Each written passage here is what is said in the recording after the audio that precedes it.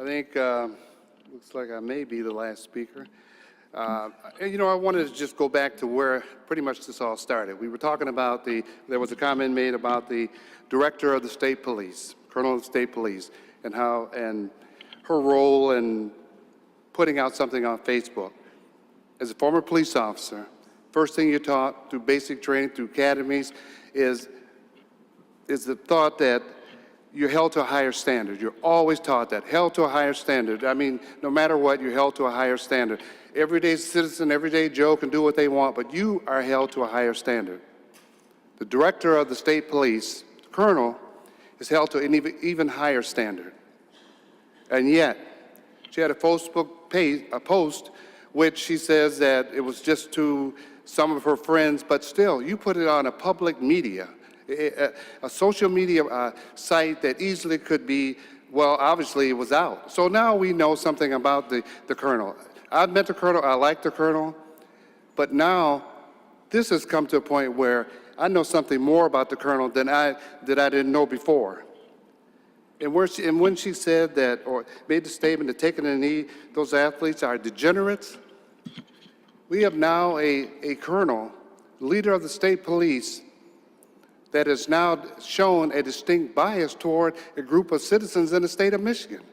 So my question is, how can she continue to do this job when she's shown a bias? And this is what we've seen.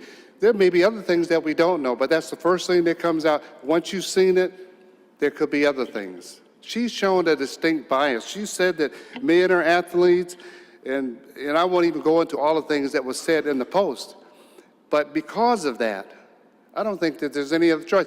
I used to be a detective in the union. I worked in internal affairs. I investigated officers.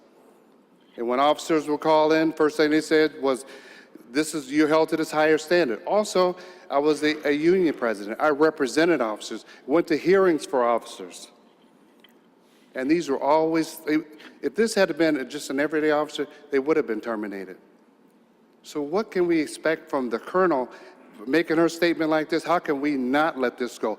This has to be what she has said now. If we just let this go and this becomes another story that nothing's happening here, what does this say about the state of Michigan? What does this say about the state police and the leadership of the state police? Is this something that can just go on and there's nothing to it, there's nothing said about it?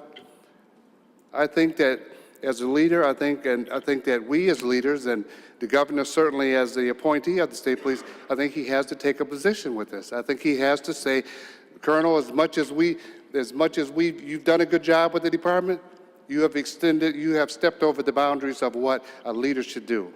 And you will have to step down, you will have to go.